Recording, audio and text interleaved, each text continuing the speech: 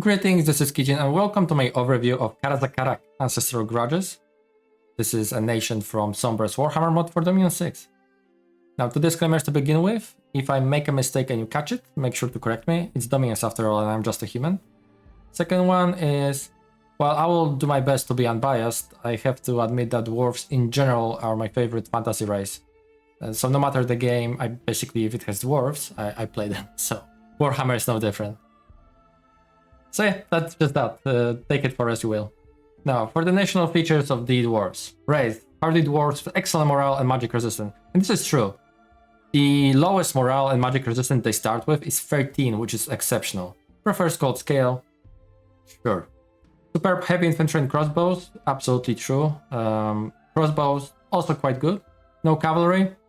That's a big deal because all dwarves are basically slower even than MA Ulm's heavy blackplate infantry. I also want to add that dwarves also have very good medium infantry. That's actually bulk of their forces. High resource cost. Yeah, this is especially true about their superb heavy infantry, and you'll see soon enough. For the magic, strong air, fire, astral, minor access to water and air. That's accurate. It's also extra good for crafting, but we'll get to it as well later. Slow battlecasters. Now, this is a very big deal.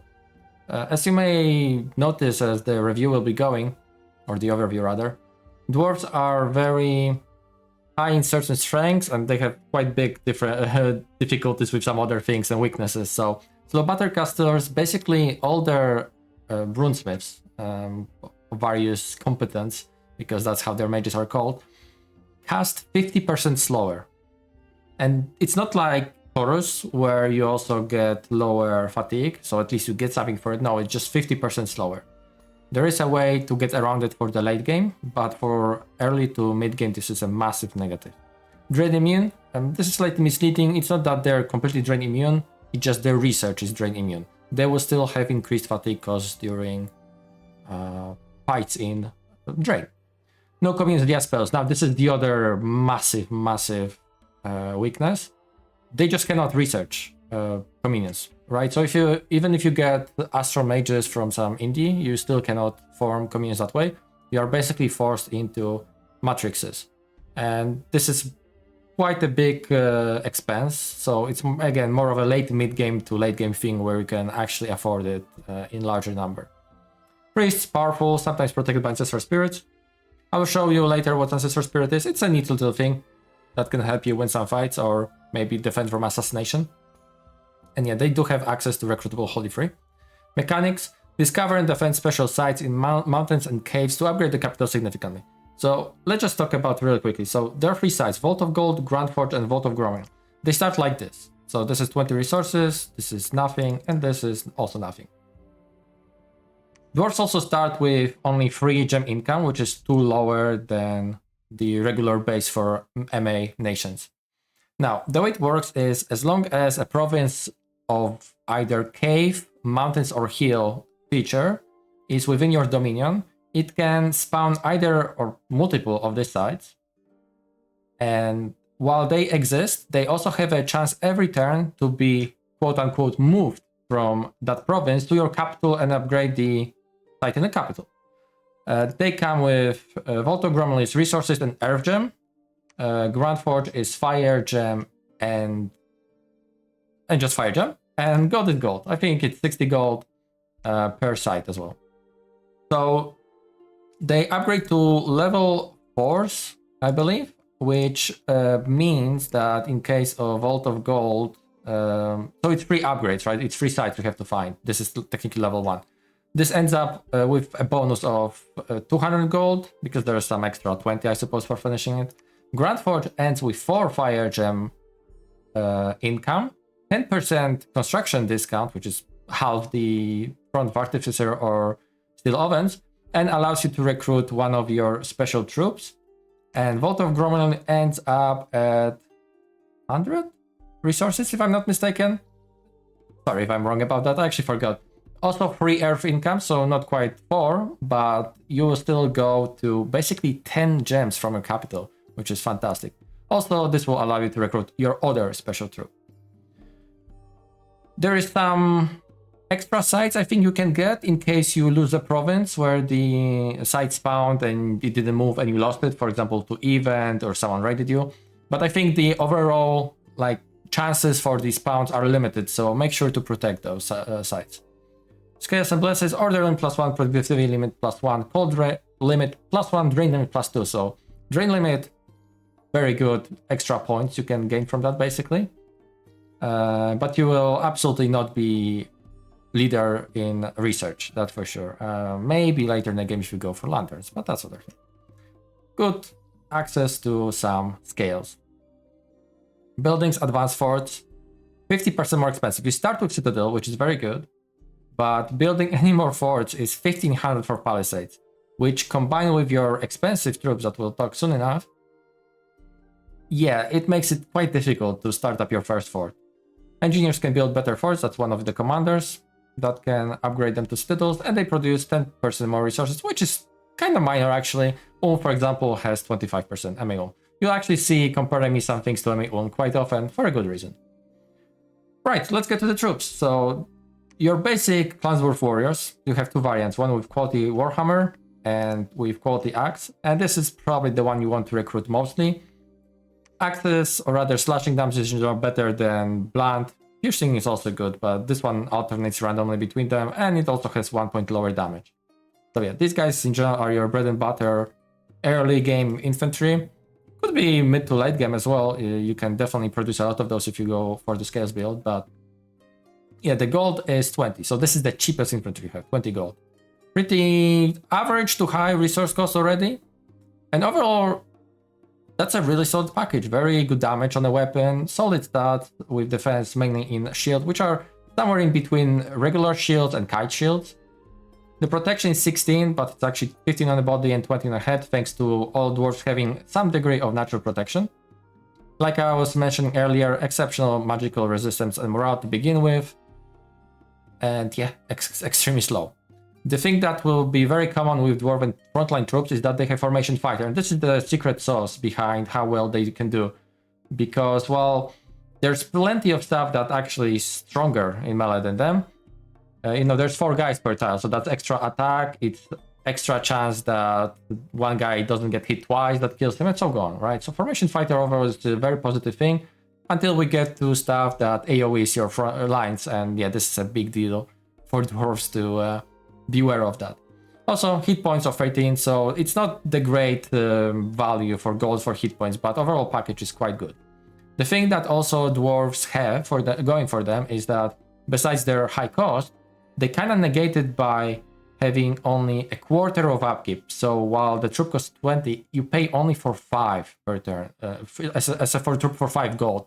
And this is amazing. This basically is true for all your troops. It's not true for commanders. If your commanders are sacreds, that's the standard half cost. But all your troops, sacreds included, cost only quarter of upkeep. It's amazing the longer games go on. But yeah, again, it kind of highlights your weakness in early game. You have a variant with heavier armor. So quite a significant bump in resources. Basically everything else is the same. But they come with quality plate hauberk, lowering their defense a little bit, but this is substantial upgrade of protection, right? 6 points. So pretty good. Personally, I wish these guys had two-handed axe that one group of dwarves has access to. We'll see it soon enough. I think it would make them slightly more unique, because as they are, I don't really think there's a reason to recruit them. You just have better options for, of course, more resources and gold, but they will serve that purpose far better. And if you just want to fill ranks, yeah, the regular warriors do it well. Jump over crossbow for a second to talk about final, let's say this section is standard troops.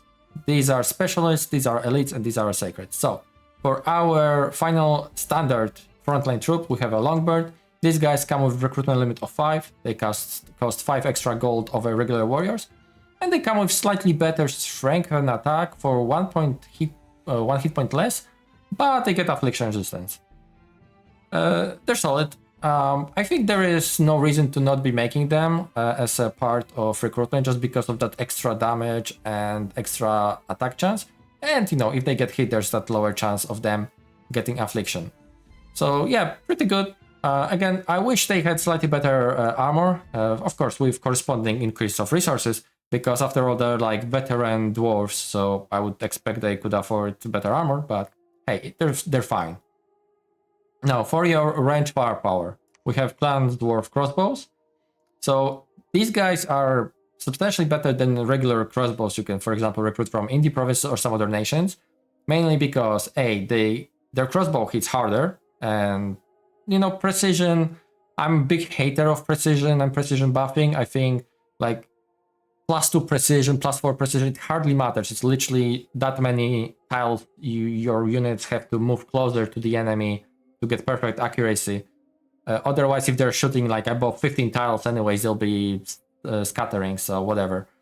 But yeah, it's a good crossbow. They are very solid in melee. The 17 points of damage with 12 attack is very respectable. Their armor is not great, although thanks to, again, their natural protection is up to 13.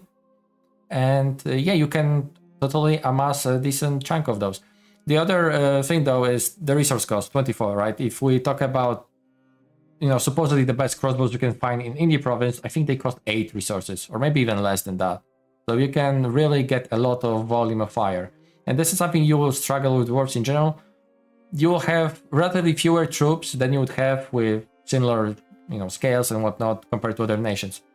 And while we're at that, I'll actually point out that one thing that I kind of forgot. All dwarves come with various degrees of siege bonus, castle defense bonus, because, well, A, they're dwarves. They're all about defending their hold and being good in sieges and whatnot.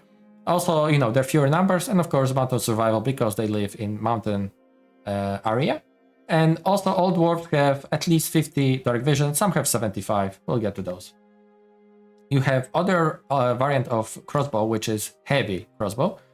Now, these guys have their days of glory long gone. In Dominus 5, not only they had heavier armor, but instead of quality hatchet, they had the two-handed axe I was talking about earlier.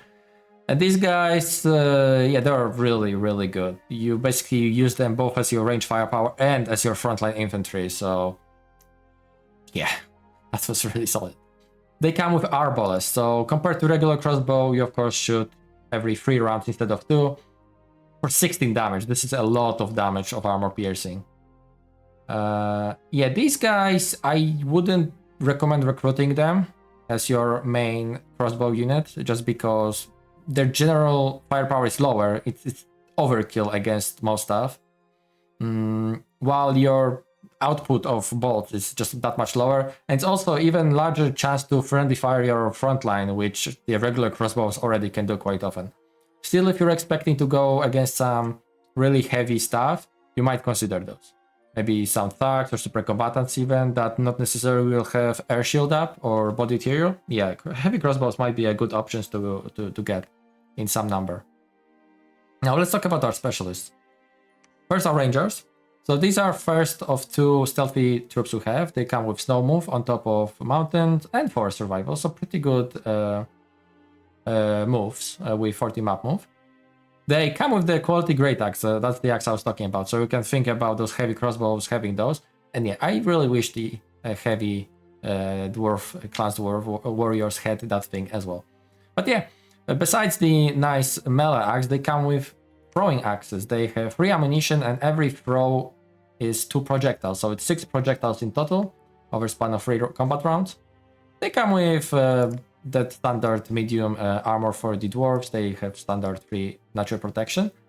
And yeah, these guys pretty damn good in raiding. They come with slightly higher gold cost and resource cost compared to your previously mentioned troops. But yeah, they're stealthy. The volley of axes can be very effective against someone with light to medium armor. Heavy, not so much.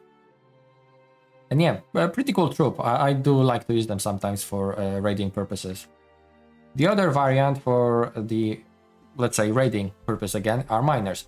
Now these guys are slightly different. They come with lower resource cost, same gold, but they come with way more move bonuses. So they can swim, so that means they pass rivers. They have wasteland survival, they have swamp survival on top of forest and mountains that rangers also have, and snow. They have slightly better stealth actually, and this is basically representing the fact that they are moving underground. With that, they also have 75 dark vision. The melee weapon they pick is 4 pick. Not not the best attack, but it's still solid for 24 damage. So it will basically one-tap most regular sized infantry, even with good armor. Their armor is slightly weaker than that of rangers, but yeah, they also come with 16 map move. So they're a bit more mobile infantry that focuses on melee and high damage. You could mix them up, so have a little bit of rangers, a little bit of miners. I probably wouldn't be doing that because this will definitely cause some map move difficulties. But yeah, their weakness, of course, pretty low defense. Pick is not the best weapon after all to defend with.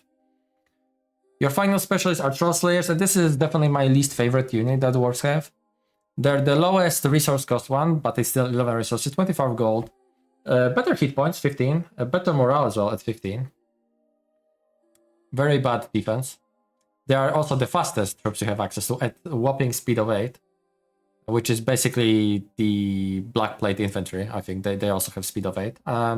The ones with tower shields are only slower.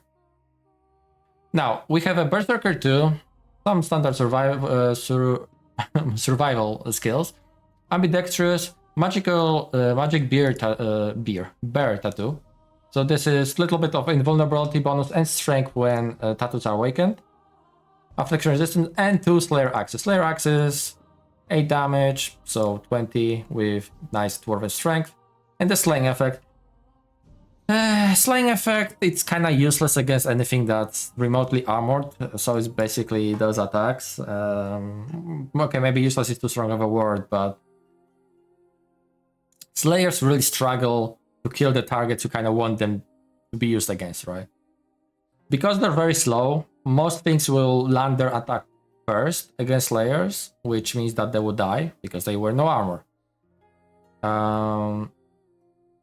The only other nation that's also in Sombre's Warhammer mod that they do well against are Ogres. Why Ogres? Because Ogres have actually very bad attack statistics despite having high strength, but even they can miss Troll Slayers while most other stuff will be just hitting them anyways. And then Troll Slayers actually do output very good 6 attacks per tile with very good damage. But I tried various uses of Troll Slayers, like against, for example, Triglodyte, and let me just say it went horribly as far as gold expenditure. So yeah, if you like Slayers, you can definitely use them. They're very choppy once they get to melee, and if you get to buff their protection especially, and I don't know, some other statistics via various magical means, yeah, they will be very killy squares of 6 attacks, you know, with strength that's 24 damage. That's very respectable. It's like two-handed weapon basically. So maybe mid-late to game I could see Troll Slayers being more effective, but a lot of your troops do a similar job to Troll Slayers in general, so with better protection mainly. So yeah, I mean, cool guys. I like Slayers overall. It's just not exactly in the Dominions. Now for your elites, Iron Breakers. Now this is the superb heavy infantry we've been talking about. 30 gold, whopping 68 resources. I think only Anakites and maybe Black Lords are more expensive resource-wise than them. But though, what do we get? 15 hit points, 23 protection. So 22 from armor and 3 natural. So this is fantastic. 50 magic resistance, 50 morale. So also very good in resisting various nonsense, fear, aura. Maybe not so much because fear will still rout them, but dwarves have a lot of means of boosting morale much higher than this. Very slow. Overall stats, very solid. The defense of 12 is a bit on a low end for like general elite troop, but you know, they of course make it up with protection. They have magical weapon built in. Ironbreaker hammer. So it's a hammer, so that's something I hate to begin with because I don't like blunt weapons. And it's 19 damage, so kinda it's like your regular class dwarf's axe wing, which I mean is still very good. But where it makes up for is with iron breaking. So it's armor negating, strength of a wielder not added, difficult to negate with magic resistance. Right. So if your opponent you struck with fails, difficult to negate, so it's +4 MR roll, their armor breaks, and I think it halves the effectiveness of armor, something like that. So yeah, suddenly your troops pummel them that much harder. Yeah, these guys are fantastic. If you go for the scales build, you definitely want to transition into iron breakers as soon as possible. Because yeah, they can hold the line, they can deal even with heavily armored troops thanks to the iron breaker effect. But yeah, of course they're very fragile to various evocations, mainly fire as well, because you know, of course it halves the armor, but especially shock damage with AoE effects will be a bane for 4-man squares of dwarves. The other elite is hammers. These guys again come with limited recruitment of 5, and they serve kind of a shock troop purpose. They cost 5 more gold than iron breakers, of course less resources, slightly less hit points. Protection is still very respectable. It's like, I would say, either top of the with 17. I guess this is a top chain for medium, which I would classify as medium armor. Above that, I would probably say it's heavy. So it's basically the highest medium protection armor, thanks to their natural protection goes to 19. 23 head because they have very nice HUD. Slightly weaker magic resistance than iron breakers, but better morale. Now, they are shock troops, like I was saying, where they come with the two-handed weapon. So this is the only troop you have access to that has two-handed weapon. Sorry, besides rangers, of course, but as your like mainline infantry. Magical damage is amazing.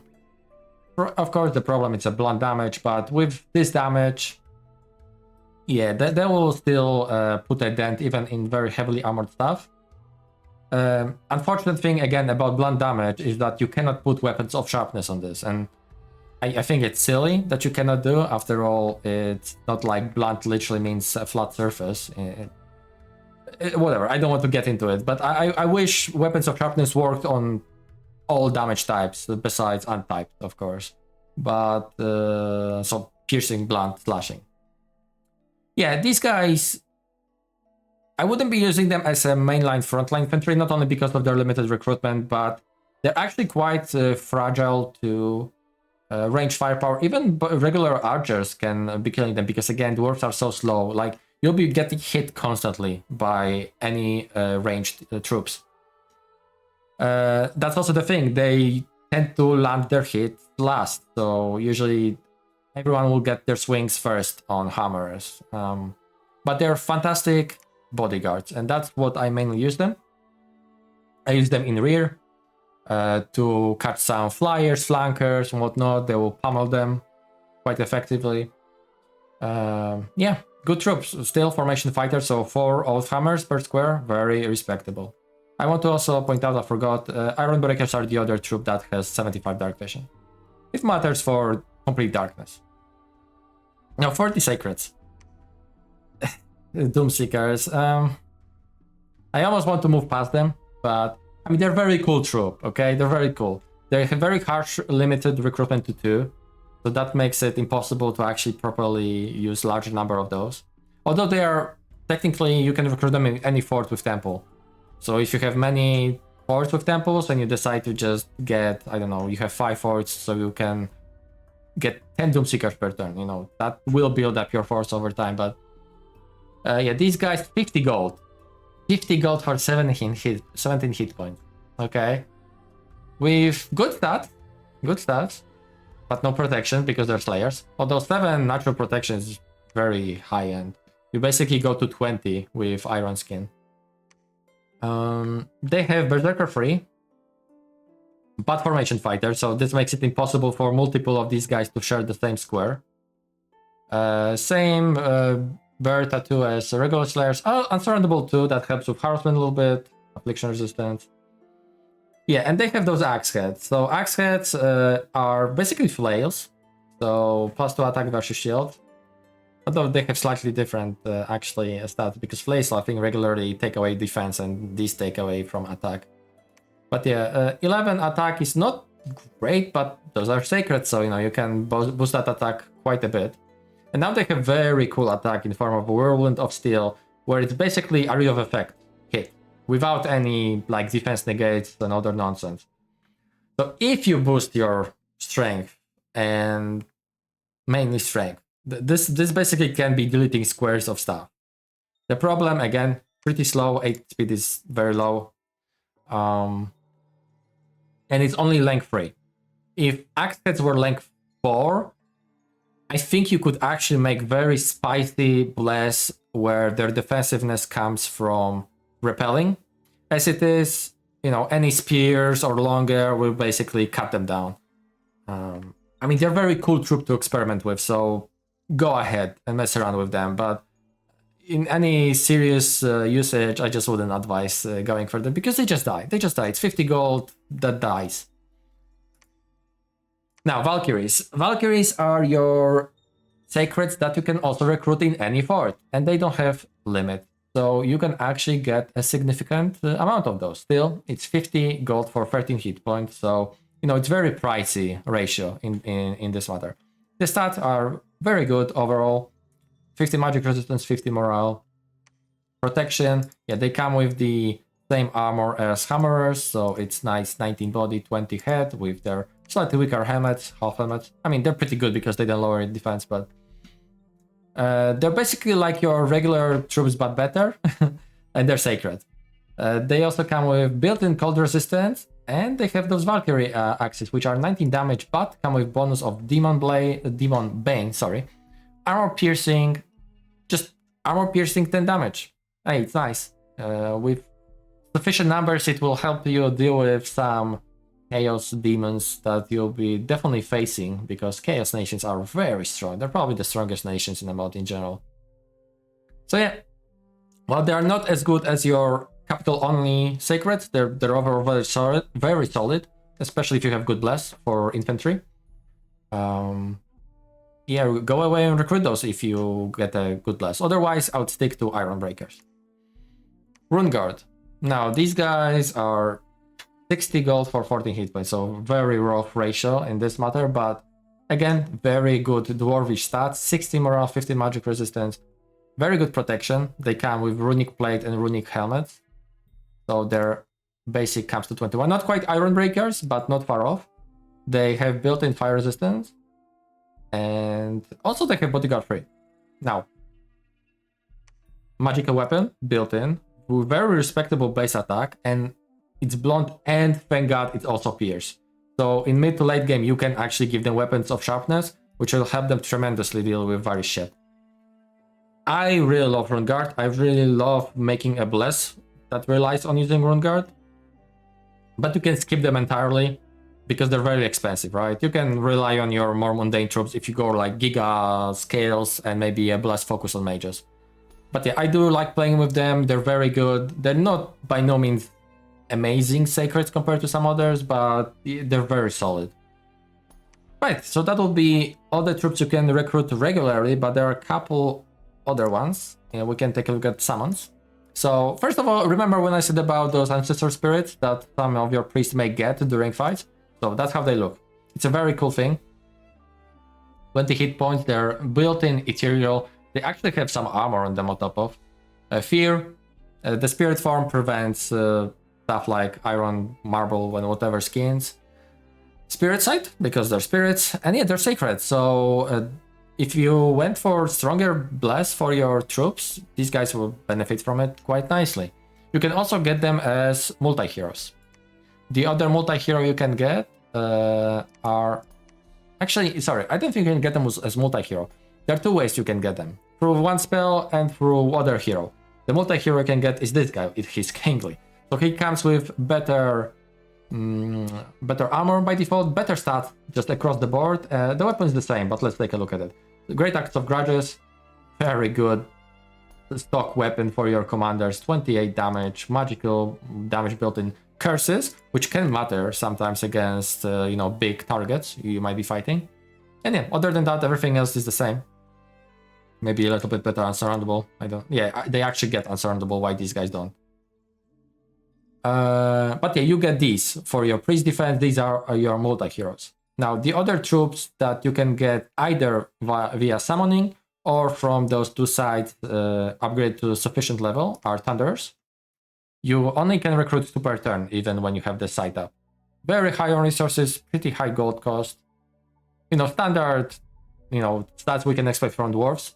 And they come with built-in little bit of shock resistance, melee weapon that shocks on damage. On damage is, of course, much worse than on hit, but the damage is pretty good, so, you know, you might be hitting some stuff with it. The selling point is, of course, Hurl Lightning, which is, you know, technically these guys in Warhammer use guns, but this is kind of the interpretation for the mod, because I think Sombre just strays away from using or introducing gunpowder weapons to his mod. Yeah, they're Hurl Lightning. This is basically like Lightning Strike. A small Lightning Strike, 10 ammunition. It can be incredibly handy against targets you might struggle with that are very heavily armored. Cool unit. Very dangerous for your own troops as well. The other guys are Iron Drakes. Same thing, limit of 2, 70 for resource cost. Right. The standard dwarvish stat line for Iron Breakers, except their defense is kinda shit because they drop the shield and hammer for the Fire Drake. Which, the way it works, because, you know, they're kind of flamethrowers in Warhammer, the way it works here is it's like a battering ram sort of a weapon, so actually solid damage, solid attack. And they spray a gust of AoE free 10 armor piercing damage. It's not like a massive AoE, but when you think about it, you get 4 guys per square. So you basically just delete squares of stuff in front of you. Even if they have some fire resistance, that can roll through. Like, for example, very rarely they can damage themselves, even though they have very high armor and fire resistance. You know, AP damage is very potent with DRN. Yeah, those are your crowd control stuff where you're outnumbered, you suddenly delete, you know, 20 units per gust. Maybe that's a little bit overkill. But yeah, that spread is a little bit random, so it can go slightly to the side, slightly to the front. But yeah, these guys are awesome. Yeah. So that's your troops. Cool. Let's get to the commanders. Runebearers. Those are slightly better than regular scouts. I mean, not even slightly, they're actually substantially better than regular scouts, though they come with higher gold cost. They have all the survivals, basically, with 22 map move. So actually exceptional scouts. I kind of forgot how much better they are than regular scouts. But yeah, higher cost, and forts. Forts only and cave provinces only. They also have built-in reinvigoration, so you can almost thug them out a little bit. Like, they can be light thugs, maybe with 3 miscellaneous slots. If you're swimming gems and just look for an idea to do some wild raiding, yeah, these guys are actually quite cheap chassis for some very interesting raiding, but it would require a heavy investment, of course, in items to make up for, you know, not having what Raider requires to do from just the stat line alone. But yeah, very cool troop. With 60 selfie, they can get away from being patrolled out while regular scouts would have been. Ranger Captain. So yeah, this guy kind of designed to lead your rangers. You also start with one as your scout. I mean, not very good commander, but at least he doesn't give minus morale. He comes with great axe and quality crossbow, so a little bit different than his brethren. He fires crossbows instead of throwing axes. And yeah, I mean, this is a solid chassis for a commander you want to use for raiding. The gold cost not very high either, so go ahead if you're using rangers. Miners have a variant in Prospector. He basically shares the same features with map move, survival helping skills. Slightly more expensive than Ranger Captain, with slightly also better leadership value. The also thing he does is he has a resource bonus of 10. I mean, oh, and also Ranger Captains, they can be recruited only in forts, while Prospectors, similar to your Runebearers, you can get them in cave provinces. So that kind of helps them out, their viability, where you don't spend that CP on commander in the fort. That you just put it towards mage or something more useful in general. So yeah, these guys, good. I probably would be using them even to lead rangers just because they do it just as well. And I can get them from caves. And the resource bonus probably too minor to bother actually boosting your resources in forts with that gold cost. But yeah, I mean, cool, respectable commander to lead your stealthy troops around. Now, the final specialist commander is Giant Slayer, and you need Giant Slayers or better Slayers. Technically, he's not final, sorry. He's the final of the cheap ones. Yeah, Mark of Drainy. So it gives him stock luck, which is very good. And auto spell Awaken Slayer Tattoos. So this is casting every round of combat the spell to awaken the tattoos. These guys only 10 leadership, which, I mean, that's not great, but they're not really meant to be leading slayers anyways, I suppose. They're just meant to be parked next to them and give them the awakening. Berserker free, the lucky, we talk about inspirational, so you technically negate that thing. Yeah, I mean, I probably wouldn't bother with these guys unless I just need that one to be parked next to my slayers and do that, because he's not gonna be useful for anything else than that. There's a better option for that. Which, you know, let's just take a look at it right now. Dragon Slayer.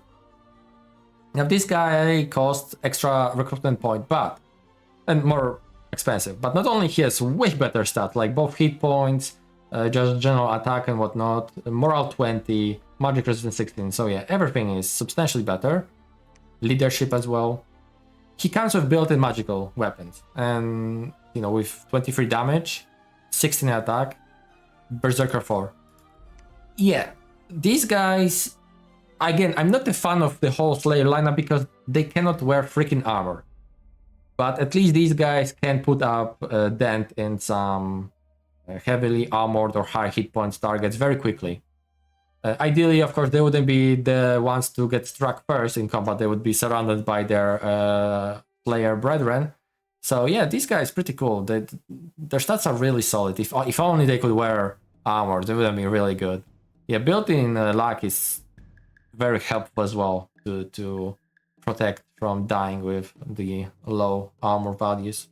Yeah, cool guys, cool guys. These are probably my favorite slayers to get, if any. I mean, of course they're commanders, but I did use them a couple of times in the past to experiment with, and yeah, they absolutely could chop in combat.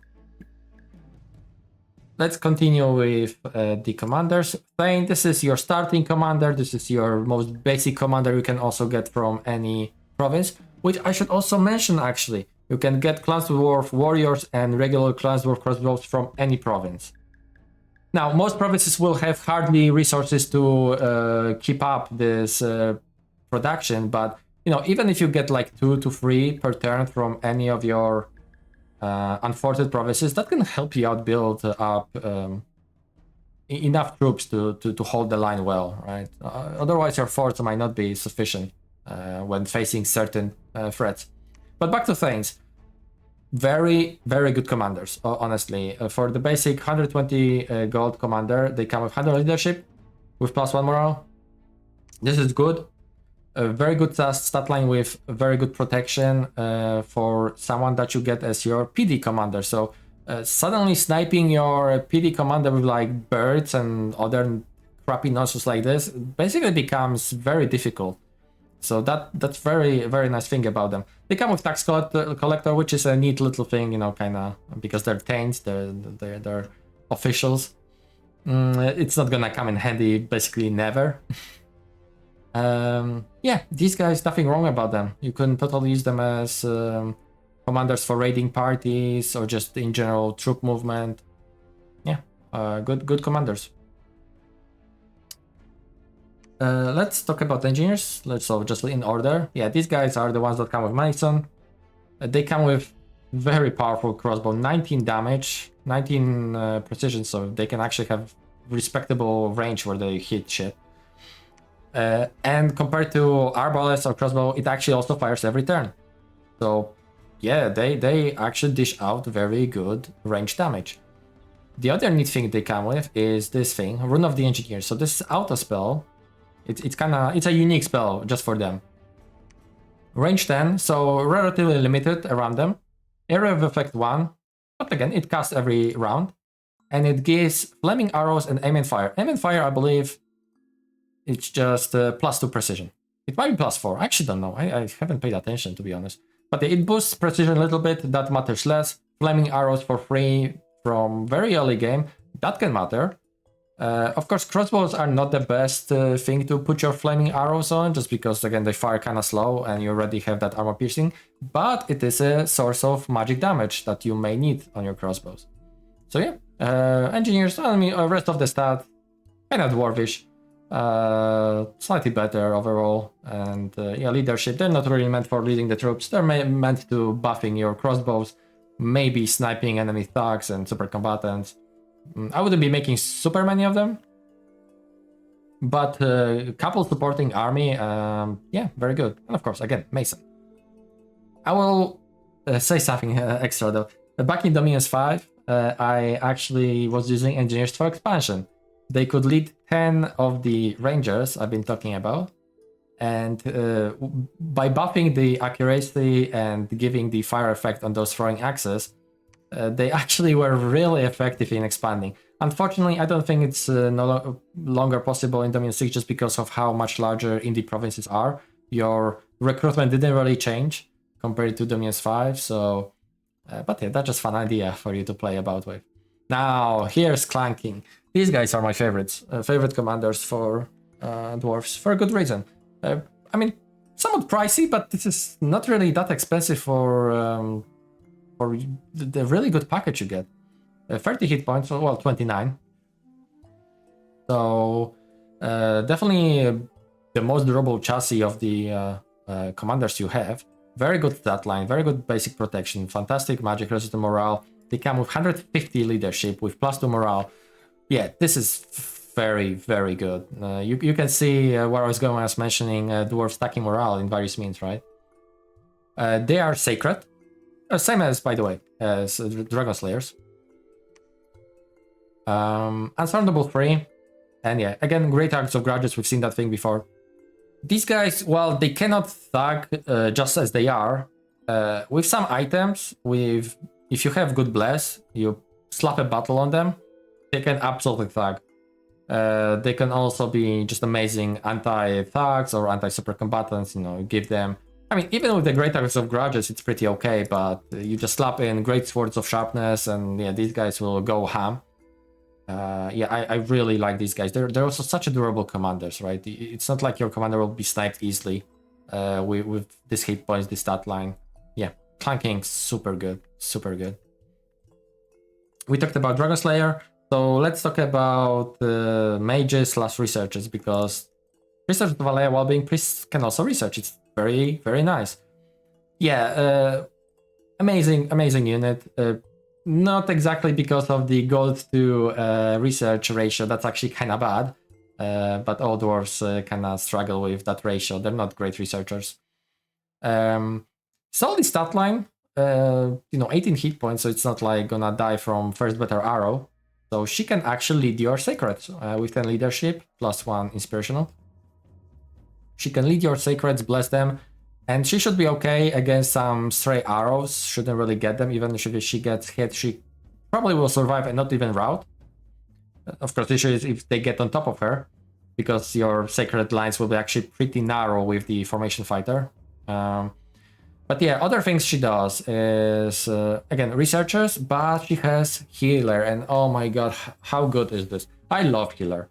I really wish healer was more common, or at least maybe if not from the nation itself, but if there were some summons that would grant you healer, because as it is, healer is such exclusive ability to have. Just few nations have it, and you can get adventurers with healer, and you can get the chalice, and that's basically your source of healer. Kind of absurd. So yeah, they really help you out maintaining your troops in good shape. It kind of plays into the idea where every dwarf life is just of importance because there's not that many of them left. Dwarves are expensive to recruit, but have low maintenance. So if you can repeatedly heal up your wounded dwarves, it's much better value that way than, let's say, if you throw them out because they're wounded and you want to free up upkeep and so on. Dwarves kind of play around that way, where you'd rather keep the maintenance up, that's 1/4 of the regular upkeep, instead of just recruiting afresh guys. So yeah, they really help with that. They are spell slingers, so this is for purpose of casting a certain spell that only priestesses can cast. I'll talk about it later when we'll be talking about national spells. But yeah, very, very cool priests. I like to get quite a lot of them just because they might as well be researching. They come in handy banishing, potentially scalar spams and whatnot. So it's very, I really like having a large number of them in a bag with, again, healer as well. Now for the first actual mage, so Runesmith Apprentice. 150 gold for 9 research. So this is your best value research, which is kind of bad. It's really bad. What do they give you? I mean, stat line kind of okay for a mage. They're not the squishiest of mages. They come with fire 1 and earth 1, which is bad. It doesn't let you do anything basically. You kind of have to cast earth power with a gem, and then maybe they can start doing something, or maybe Phoenix power fire gem, or maybe both, and then sure they can suddenly cast magma eruption. But that kind of use is gem intensive. So for most part they are your research monkeys, and they give you very small resource bonus of 5. This is completely negligible. They actually used to have resource bonus of 10. It was changed to 5. I don't know exactly why.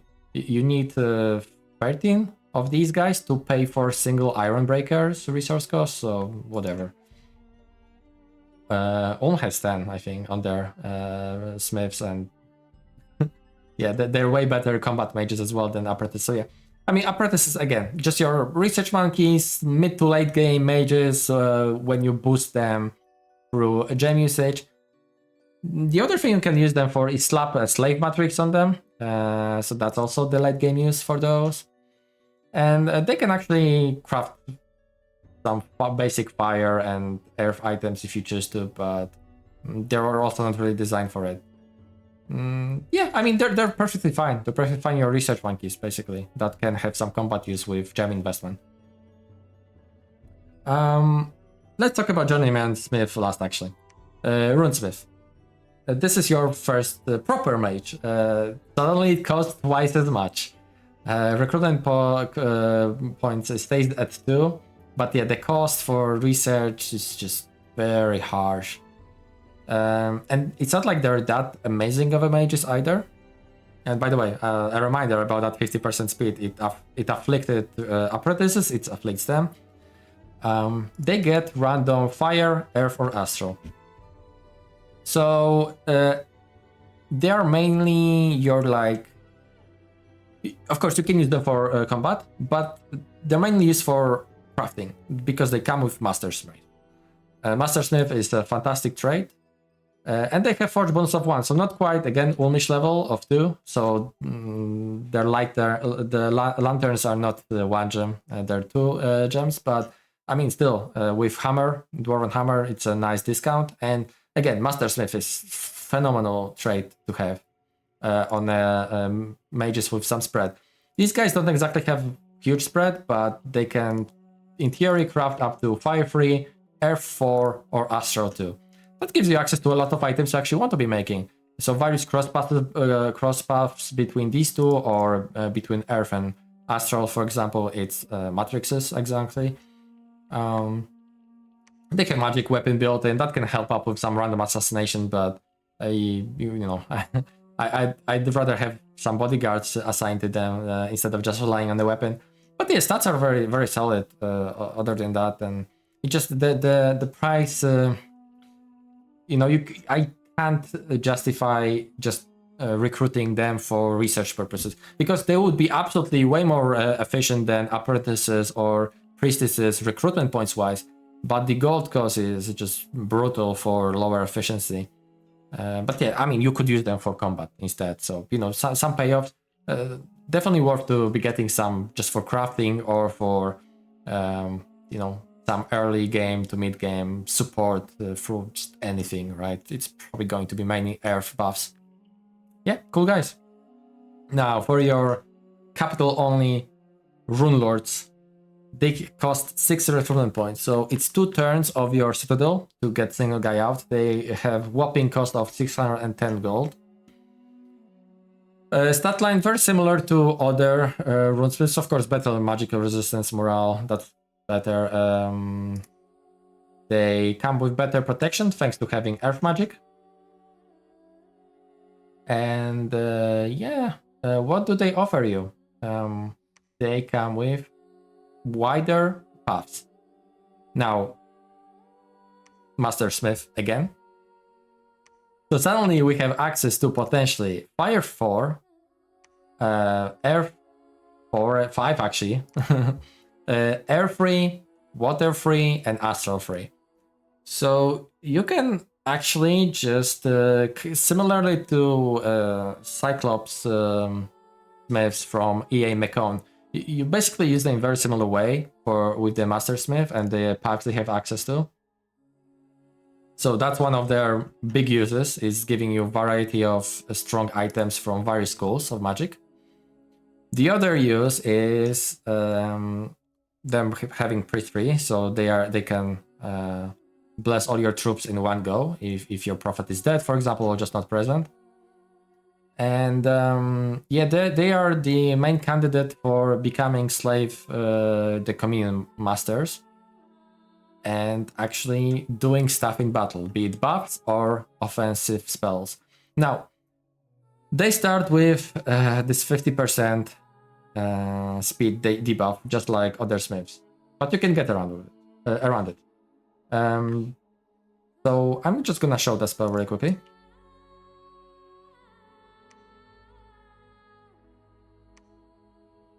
Right, they have access to activate Anvil of Doom. This is a 30 Earth Gem cost that can be cast, as we can see, Earth 4 and Holy 3. So clearly it's meant just for them. Some of the rune lords that will not roll Earth will require Boot. But basically all of them have Earth 3 at least. So with Boot they can cast this ritual. And what it does is, not only it gives you 6 rune guards, so hey, that's some way to generate very nice troops, but also transforms them. And it transforms them to this. These guys cannot be recruited. They don't join you. You can only make them through this ritual cast by Rune Lord. Now, these guys get some extra hit points. They get basically shock immunity and some fire resistance. It doesn't show paths here, but they keep the regular paths of your other Rune Lord. They get slightly increased maximum age, which is relevant because your Rune Lord unfortunately can get old, or rather start old, which is very bad for their cost. They get reinvigoration built in. They keep the regular stuff and just get more. And look at that. Casting speed 100%, 150% of normal. So from 50% slower, you go to 50% faster. That's massive. That's huge.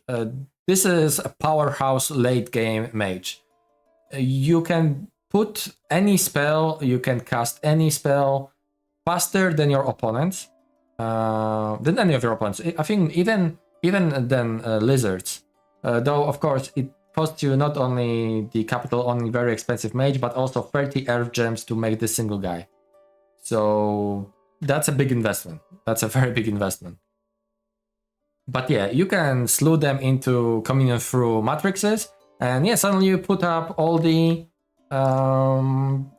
buffs or whatever other spells you want to cast from available paths, thanks to just having communion through those matrices. And the nice thing is you start with that communion, so you can instantly get into casting. It kind of works like auto master, auto slave, basically, with the matrices. So yeah, these guys, after some initial turns of maybe getting Side Searcher out and commanders to lead troops, my capital tends to produce only Rune Lords, just because of how good they are. And, you know, I want to be rolling for specific paths, so, you know, maybe Air 2, Water cross path with Astral, you know, and whatnot. So you just need to be making them to get access to the spread that you aim for. Yeah, amazing. Mages, be it very expensive, and with the usage mainly for late game, because they need that anvil. This is, I mean, you can use them, of course, prior to that, but they're going to be way less effective. The final mage you have access to are journeyman runesmiths, and these guys are very unique. They're your dedicated, kind of dedicated side searcher, so slightly cheaper than your runesmiths, and they come with, by default, Fire 1, Water 1, Earth 2 spread with Holy Path as well, so priest level, so you can find some Astral gems thanks to that. And you can also get Air or Astral or boost Fire to 2. Ideally, you probably would get either of these to maximize the spread. Again, remember, most of the sites in the game are up to site searching 1 and 2. The best sites, of course, tend to be 3 and 4, although not even, some are actually low search path requirement. They're also very good, but yeah, in general, these guys are used for site searching. They cannot craft for level of their god. They are inept researchers, yeah, inept smith -2, master ritual, so they cannot cast any ritual spells either. But they can assist you with those paths in combat. They don't have any penalty to casting with these paths, besides, again, standard, slower casting speed. So yeah, very cool guys. I like to get 2 to 3, maybe even 4, as early as I can, just to get out, get the variety of the paths. They're pretty quick on their feet as well, with good survival, so they can actually move efficiently through your lands while site searching. So yeah, good guys for the purpose they're designed for. Now, where should we aim for? We talked about summons. Okay, let's talk about luck-based multi-hero. So you can get the Rune Lord as a multi-hero. You can get the Knightly Dwarf Ancestor Spirit as a multi-hero that we already talked about. And you can get the Demon Slayer as your hero. Probably my least preferred one. I'd rather get the either two. But yeah, these guys are pretty cool actually still. The typical Slayer fashion, they cannot wear bloody body armor. But they have very good hit points, just very good strength, attack. Morale is 30, so they don't break. Very good magic resistance. Standard thing with the Mark of Drenny, where they get luck and awaken tattoos. Their tattoos are also slightly better. So they technically are actually 18 strength thanks to the tattoos. And yeah, these guys, just for sheer amount of hit points and stats they have, you could actually thug them out for a very specific purpose of killing something you cannot kill. And they're probably the best in that because they just get the most strength and attack than everybody else. I prefer Clan Kings in general because they actually offer armor, and you know, their defense doesn't go to gutter when they go berserk, because yeah, these guys have 5 berserking as well, so they basically go to 23 strength. Yeah, 23 strength with Great Swords of Sharpness, that's over 40 damage, and they can chop anything. So while not be exactly happiest man in the world when I get Demon Slayer instead of any other multi-heroes, they still have their cool uses, so cool. Besides multi-heroes, you have access to actual heroes, and yeah, that's dwarves for you. Dwarves have, I don't think, it might be the largest roster of heroes of all the Warhammer nations in Sombre's mod. I might be mistaken, there might be someone else, but if not the largest, there's probably second the largest. So let's go from the top. Rune Lord of the Anvil. This is Thoric Ironbrow. Very old and very stubborn Rune Lord that has very traditionalist views about technology. But yeah, he comes with a wide spread of paths, including Astral. One thing about Astral I want to mention, I forgot when talking about the Rune Lords, is while you cannot put communions up with your Astral, you absolutely can be magic dueled, so keep that in mind. And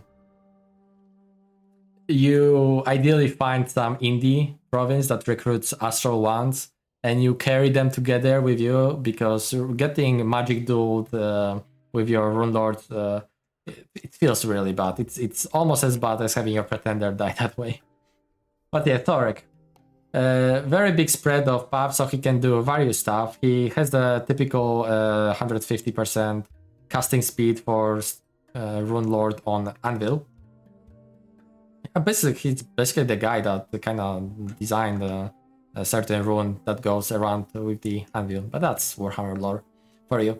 Resistances, reinvigoration. I mean, all of that is basically like Rune Lord on anvil, except he has a bit more hit points and slightly better stats. He comes also with very good armor, actually. It's magical 23 protection. So his body is actually whopping 26, which is kind of crazy for a mage. It's not even that high encumbrance either. And he comes with Clad Brakak, which is, very good melee weapon. It will help him slap away anyone that dares to come near to him. 2 attacks for 24 damage, breaks armor as well. So yeah, dwarvish smiths are no slouches like mages of some other nations. They can defend themselves. Yeah, very potent hero. He can also cast a unique to dwarf spell, or I should be more specific, the spell only he can cast. So if you go to it really quickly, it was in enchantment. Master Rune of Doom. Yeah, it can be cast again only by Thorek, requires 3 astral, so he needs a booster of swords, 3 pearls, and it casts darkness and puts out 12 of the ancestor spirits we've seen as troops. So, I mean, this is kind of sick because not only all your troops have varying degree of direct vision, you can have 100 if you put little bit of direct vision for 1 nature point on your sacred, and it can be absolutely battle winning if you debuff your enemy with the darkness. And yeah, you just bunch of spirits sprung forward. So yeah, awesome spell. You don't have access to a death otherwise, so that's a good way of casting darkness. Heroes. Yeah, Slayer King. Ungrim Iron Fist. Yeah, this is your Slayer King, and because he's not only Slayer, but he's also a king, and he has to balance his duty to the people, both, being a Slayer and seeking death, but as a king to actually, lead victory and prosperity and whatnot. He actually can wear chest armor. So yeah, this guy is actually an amazing combat. Combat, of course he's combat. He's an amazing fighter. You can use him as army thug. That's probably the preferred way. I wouldn't be sending him alone. He has a cursed item on his head. It's a Slayer Crown of Karaz-a-Karak. Fortunately, it's a very good helmet. Doesn't have any extra bonuses besides that, but it's still very good. The armor is the Hauberk, so you definitely want to switch that armor off from him. He has built-in fire resistance because of his really cool cloak. That is not, it's not shown here, but yeah, that's kind of the lore behind it. Protection, yeah, 28 head protection, 22 body. It can be very much higher once he goes berserking and he switches the armor. So yeah, he can be very respectable thug. His basic weapon, Axe of Dargo, 2 attacks, good stat bonuses, the slaying effect, which again is kind of negligible when we're talking about this kind of damage values coming from the attacks themselves, but I mean, maybe once in a blue moon it will come in handy. Yeah, very good weapon. It's missing armor piercing. Fortunately, you can give it through your earth magic, so he doesn't really need any weapon items. He just needs armor, some boots. He has 3 miscellaneous slots as well, so you can really make him quite terrifying threat to any super combatants. Dwarves are very good in dealing with super combatants thanks to their heroes. Next hero, Engineer Guildmaster. So it's your hero engineer. He's does the same stuff as engineer with being mason, this rune. Better stats though, quite substantially actually. A very high protection, good protection as well. Yeah, hit points 24. Damn. I didn't get him in a long time actually. But yeah, this guy is actually a badass. Look at that. Mechanical hand. So 24 damage. That's armor piercing and breaks armor. Okay, he's just partly a mech. Hammer of Swiftness, swings 2 times, nice. And his unique Arbalest, which is magical damage. Actually, I mean, we're getting into a precision territory where it really is visible difference. And, again, he's gonna get buffed a little bit by that precision buff. Armor piercing, 2 attacks per turn with 15 ammunition. And he shoots that every turn. Yeah, this guy you keep him in your pocket and you suddenly fuck up anyone that doesn't expect you to try and counter superior combatant with crossbows, because again, magic damage. So as long as it's not air shield, this guy is just amazing for that role. Okay, we have a Thorgrim, the Grudge Bearer, the High King. He's one of your 2 best, or maybe 3 best commanders. He has whopping leadership of 200 with +3 to morale, and inspirational +2 on top of it. So he basically comes with +5 morale for the troops. He's holy free, so he can bless your army. He has built-in regeneration, some invulnerability. I mean, that's kind of cute, but I mean, it can help, right? Recuperation, he's unsurmountable 4. He comes with, technically he's on a mount, on 4 mounts, front bearers. So these are kind of a mix of Rune Guard and Hammerer, where they are sacred. They also get the same benefits of being having regeneration and recuperation, which is very good. And yeah, they have Rune Hammer, which is the weapon of Rune Guard, but they wear armor of Hammers, which is unfortunate. Wish they had better armor, but it's okay. They're still very good. Yeah, their defense kind of lacks, but you have 4 of them. Thorgrim just dishes out a ton of attacks. Axel Grimnir, 14 damage to attack, so but 3 attack and 3 defense. So 1 lower attack than Ungrim's axe, but better stat on that. Again, slaying effect kind of irrelevant.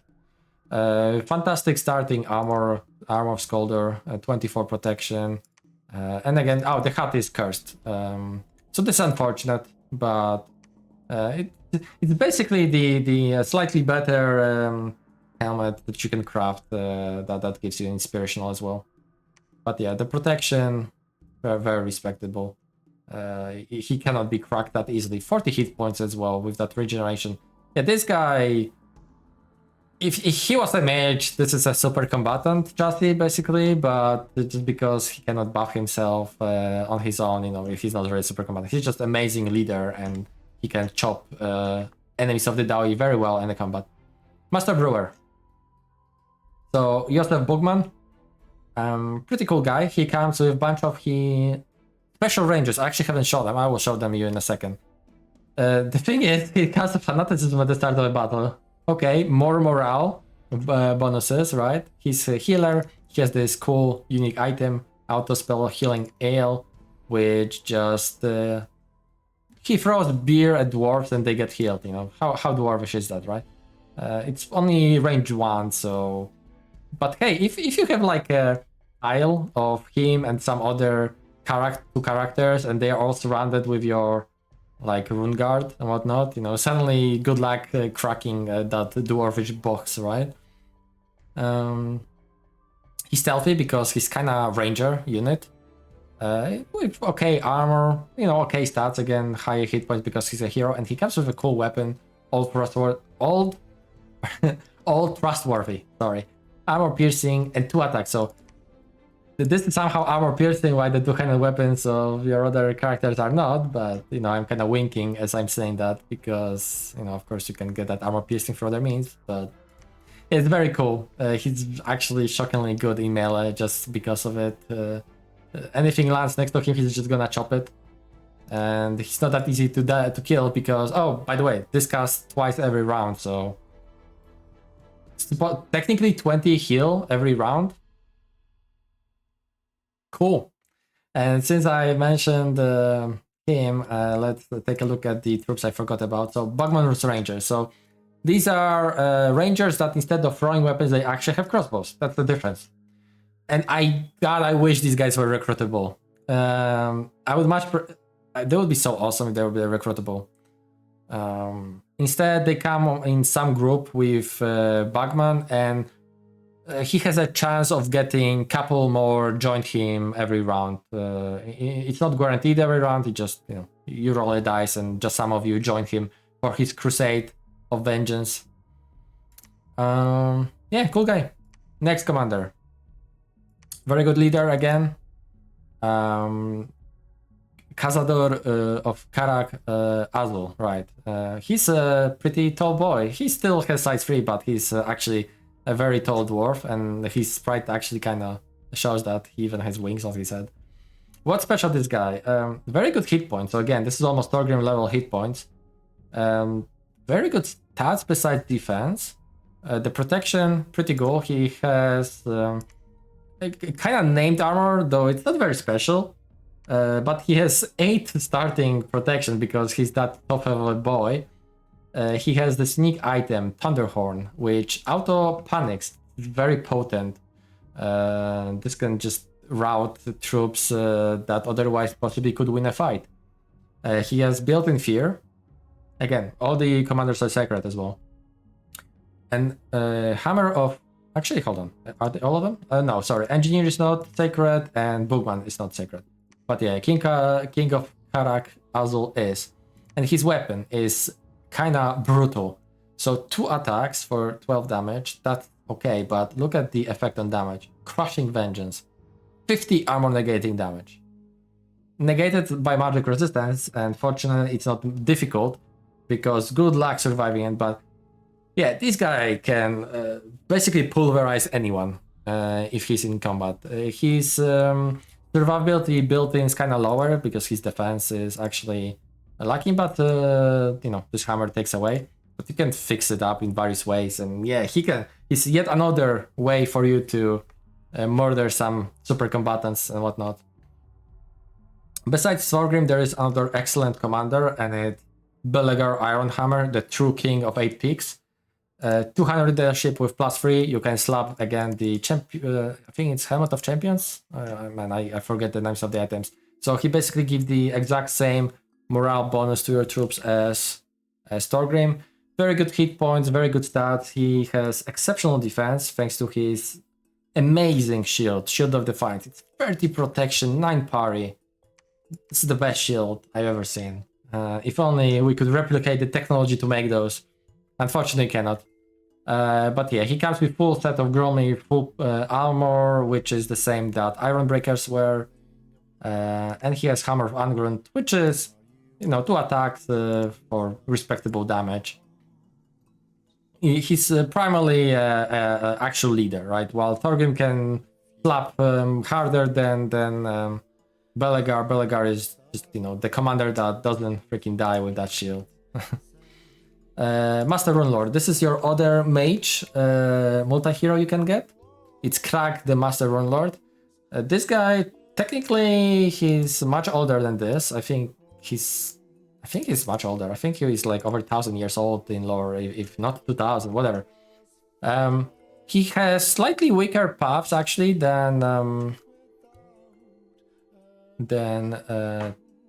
Torek, I think. Or maybe 2, 1, 2, 3, 2.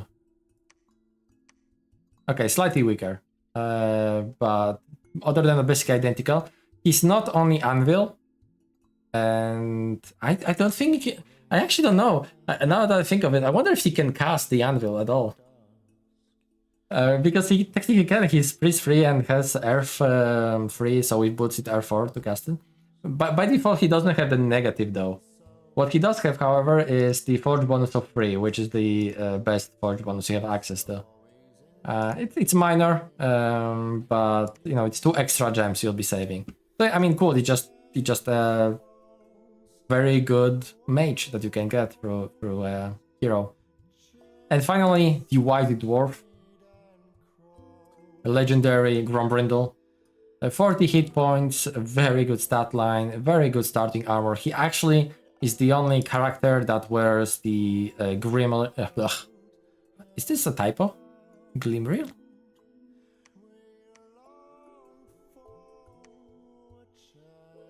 I mean, I suppose it's supposed to be Gromril, right? So... Unless maybe because it's scale, the Gromril is named differently, because lore-wise dwarves kind of lost the ability to turn Gromril into scale mail. Otherwise you would see Hammer is wearing this thing. But it's very nice armor, very lightweight for the protection it gives. For the chassis itself, yeah, amazing stats, Starfire resistance. This guy is Dominion Immortality, 3 months, so he's very cool unit that you can throw around like a bullet in some target and see if it sticks, and if he dies, he will come back, as long, of course, as it's your dominion. On recuperation, affliction resistance. He's inspiration as well, so he can actually have respectable leadership as well. Unsurmountable, and he's dominant spreader, so he's always blessed. That's also a nice bonus he has. And Axe of Grimnir, it's basically, wait, 12? What's okay, so this one has 2 extra attack over this one, but this one is two-handed, right? So it will scale better with strength. Other than that, it's the same weapon. It's a very good hero. Personally, I think White Dwarf should be a little bit stronger because he's White Dwarf. He's basically a demigod for dwarves. But yeah, of course, I mean, this guy is amazing. Again, the role of killing any super combatants at attacks is solved when you throw your heroes into them. Let's see, have I forgotten anything out of this? I don't think I have. So we can move on to spells. Let's talk about spells. There we go. Conjuration. Do we have Conjuration? We do have one spell on Conjuration. It minors Ambush. 3 earth requirement for 2 gems. And what it does is spawns 8 miners coming from the sides. Kind of like the... not Flame Spirits. What are those? Are they not in Conjuration? Hold on. Would have been easier if I was looking into a regular... Oh, there it is, Will of the Wisp, of course. So it's kind of like a Will of the Wisp, but more expensive. And I honestly think weaker, despite being more expensive, because yeah, you get more of the miners compared to the Wisps, but Wisps they have like 20 defense, something like that. They don't have fire, magical attack that hits for respectable damage. So, I mean, I suppose you can cast it still. It's some distraction. I don't think I ever did cast it willingly, though. So, but that exists. And I think this is it for Conjuration unique spells. Alteration. Also nothing. Construction. We do have 2 spells. So, Outfit Iron Drakes and Outfit Thunder. So, besides having your sights maxed out in your capital, this is the other mean you can actually get a reasonable amount of these troops. So you get 4 and 4 for these costs. And while Iron Drakes, that's one of the uses you can have your apprentices, right? Your apprentices can summon those Iron Drakes. Unfortunate thing about Thunderers is they use the air path. And this is kind of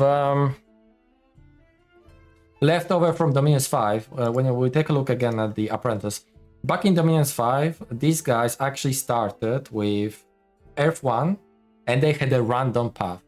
And the random path could have been any of the elemental paths, so fire, air, water, or earth, and astral. And that's one of the things where dwarves were much stronger back in Dominus 5. They could actually make communions using the apprentices and rune lords, and you had just ginormous communions raining meteors from the sky. But yeah, back when they could have earth and air crosspath, that's how you were able to get the Thunderers. And right now it's freaking rune lords only. And it kind of sucks to spend your Giga Mage turn on getting just a couple of Thunderers, right?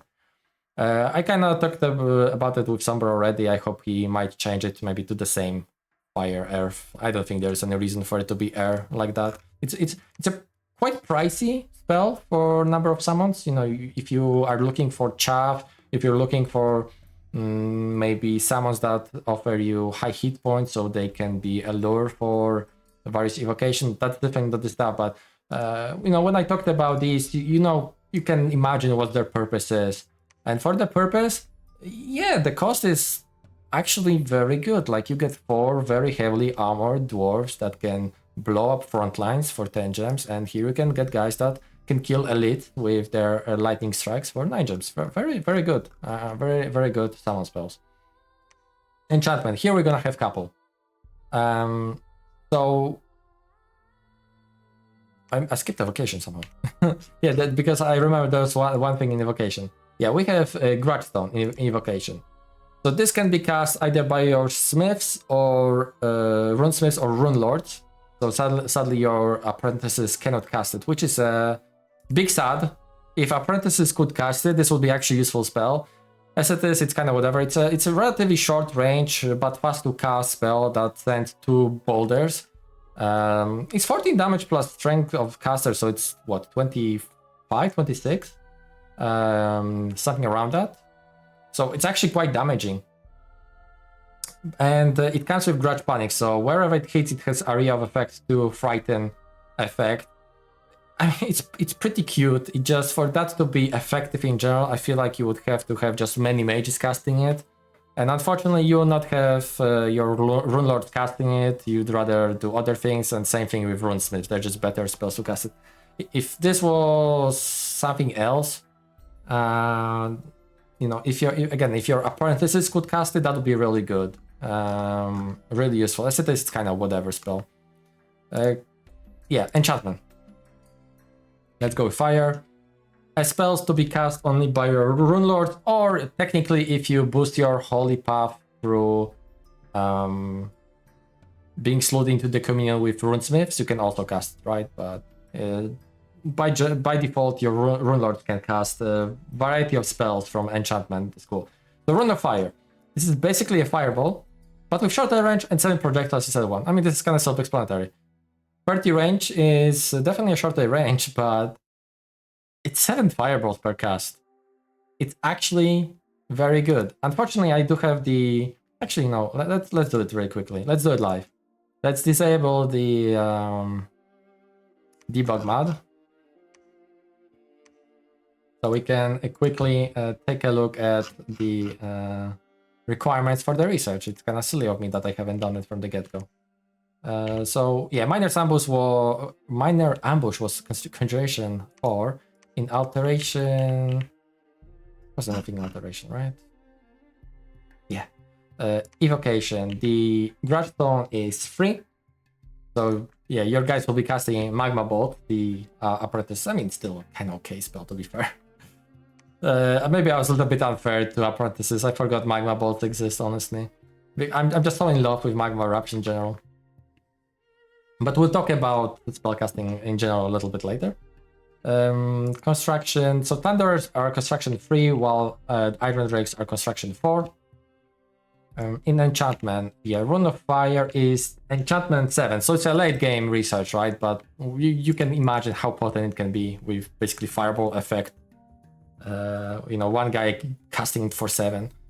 In enchantment, we have the Master Rune of Doom we already talked about, and Depth and Pay. This is a unique spell where it's kind of like the... There's that spell for death, I forgot the name of. Ritual of Rebirth, I think that's the one, right? Yeah, it brings back the dead hero as a mummy. So dwarves can do the same, but they bring him as a spirit. They keep their trait and whatnot. I only wish it would be the kingly, but unfortunately it's the ancestor spirit. Oh, by the way, I forgot. High King can also randomly get joined by a couple of these ancestor spirits.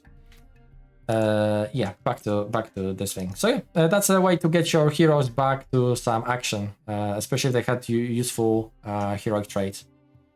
In Earth, we have the Activate Anvil Dome we already talked about, and Rune of Earth. So this is identical to Curse of Stones, except with an area effect rather than battlefield wide, and it's not possible to resist.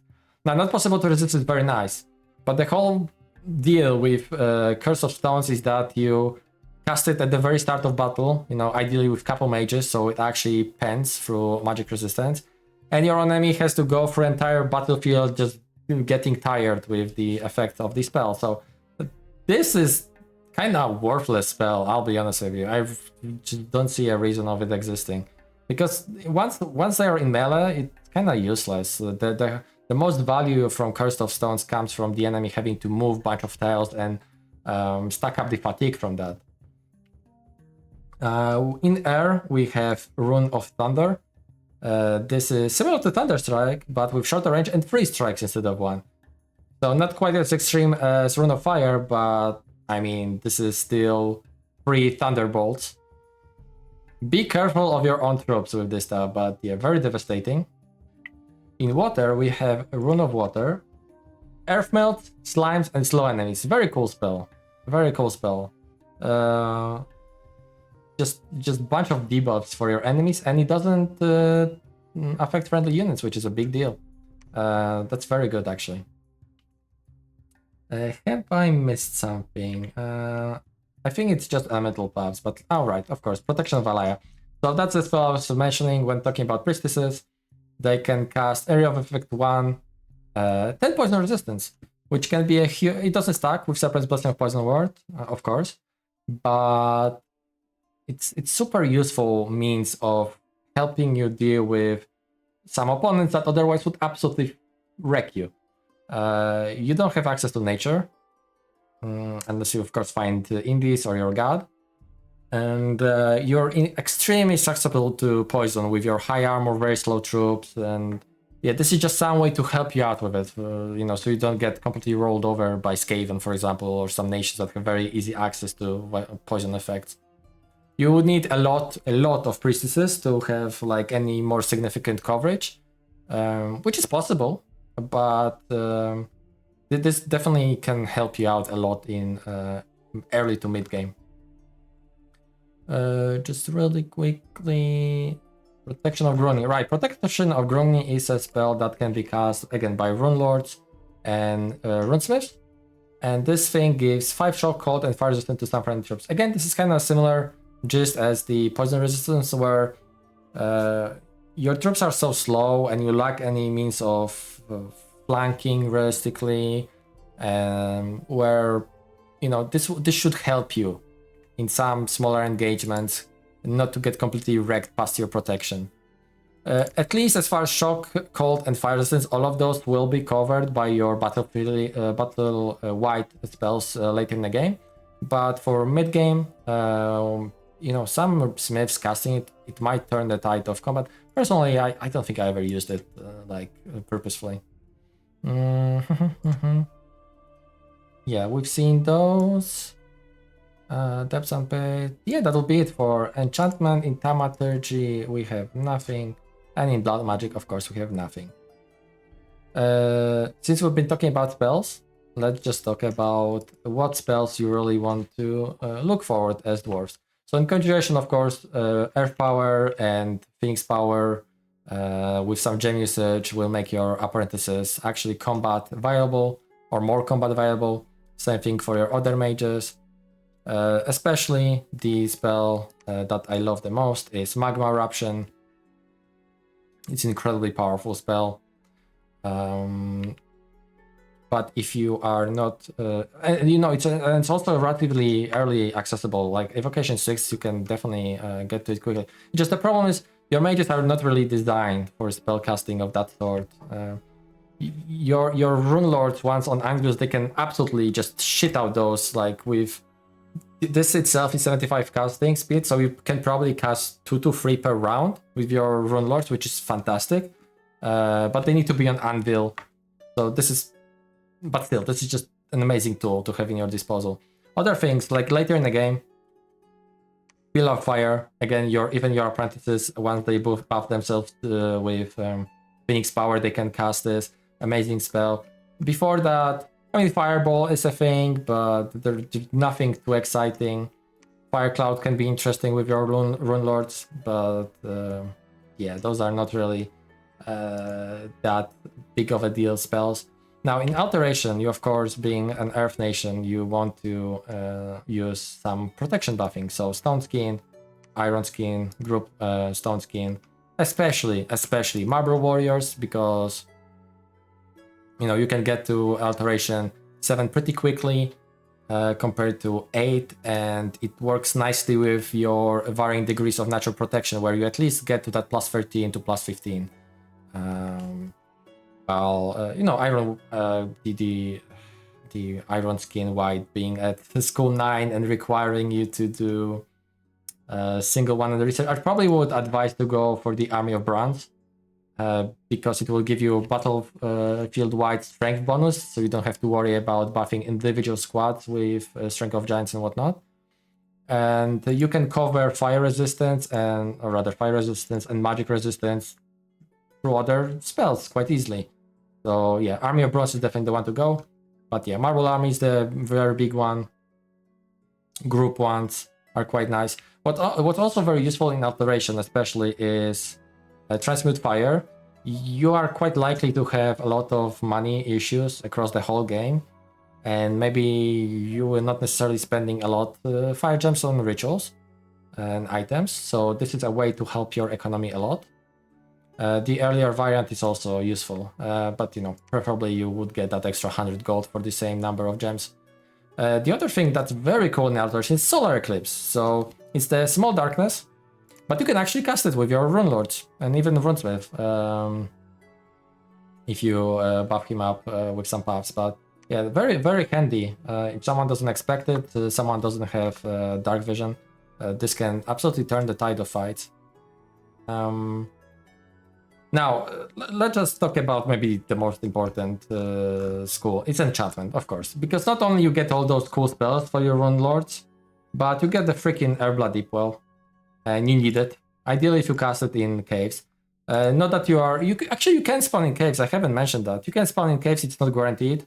Some other nations have higher priority, like Skaven, and it's fine if you spawn in caves. You can deal with stuff in there, but I just prefer spawning in on surface. It just caves are a gimmicky system a little bit, but yeah, ideally you cast it in a fort, you slap in the cave, so you would get 22 earth income. I would even say that it's an essential spell for you to control. You just need that freaking income to be making your Rune Lords on Anvil. If you get to late game and you don't control that, you'll have a really hard time. You need as many as you can. There's a lot of items you also want to spend air gems on. We have also Steel Slice Warriors here, right? That will make most of your troops that much more effective in melee. Earlier we have Riches from Beneath. Now, I definitely did warm up to the spell on dwarves especially. It's not an amazing boost to gold, which is what I would care primarily about. I mean, it gives you so many resources you don't know what to do with, right? Even dwarves will basically be will be flowing in resources when recruiting Iron Breakers. But the income part, and if you find some mines, which are quite likely to find mines, thanks to the paths you have access to, this can be actually significant income bonus. Remember, this caps at Dominion 5. So as long as all of your land has Dominion 5 and you have this up, you can look at about 30% income boost, 20 to 30%, which is very substantial actually. So that's also a cool spell to get. You know, standard shit like Giant Strength Warriors, Gift of Giant Strength for earlier. No, those you know. Eternal Pyre is the other one that would be very nice to control. You definitely cannot... Well, you can technically do some gimmicks to have this one cast with your Rune Lord that rolled R4. Yeah, this one not so much. You need your Pretender design to cast it. Yeah, I mean, it's nice to have more fire gems. You're gonna be able to turn them into Iron Drakes or into gold or into any other summons. But yeah, it's a nice thing to control for sure. The other thing that's very nice to control, because you are climbing the enchantment anyways to get Airblood Deepwell, you would be getting Stellar Focus. If you find stages, for example, or if you get the Throne of Knowledge, that's exactly where you want to put this thing on. It's gonna make Drain go up to 5 if you're gonna start with Drain 4. So good luck to anyone with magic power trying to invade you. But you're gonna at least partially fix the province your sages would be in. And of course, astral income is nice, but yeah, cool spell to get up. Again, this is probably something to think about when you're designing your god for. Since we're again in enchantment, you might as well go for enchantment 8, and you're gonna get Fire Fend, you're gonna get Thunder Fend, you're gonna get Frost Fend. So all defense, in nature, This is something I would strongly advise to consider with God, so you get some way to summon nature mages. Serpent Blessing, huge. Again, enchantment 7, so everything goes down to enchantment. Mass regeneration, Gift of Health would be sick to control, but you probably have limited nature income. Army regeneration if you push to 8, so just bunch of relief in enchantment 6. Bunch of very fantastic spells that just will make your army drastically more survivable and effective in enchantments. Enchantment is definitely your most important skill. And construction is also, of course, quite good because of your discounts to crafting, your summons, and you have some national items that we're gonna talk about right now.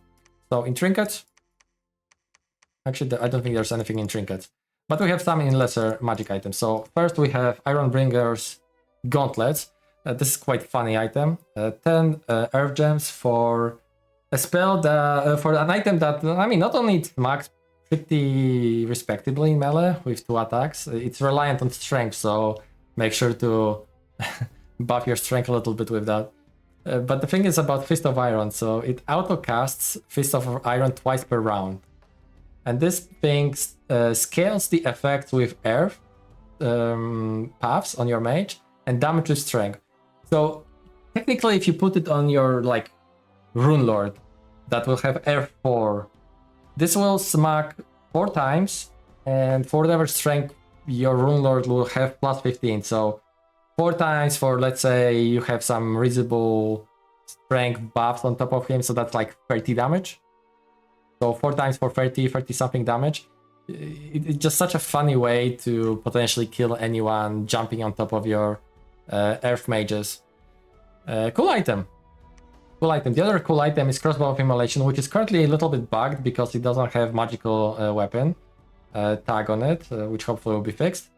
And it also doesn't scale with strength, which is unfortunate, but it has good damage by default. It's a crossbow, right? It's the armor piercing effect that you mostly care about. But what's the other gimmick about it? It doesn't hurt your friendly, so that's cool. And the other thing is Immolation, which is on damage, which you're probably gonna damage because it's a crossbow. It's armor negating 25 fire damage.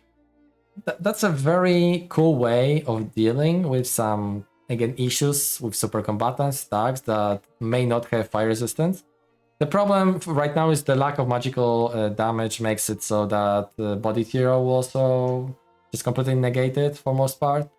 And it suffers from the crossbow fate of air shield, also negating very hard. But it's a nice cheap crossbow to craft and have over on mages. For example, when you don't want them to tiring your communion too hard.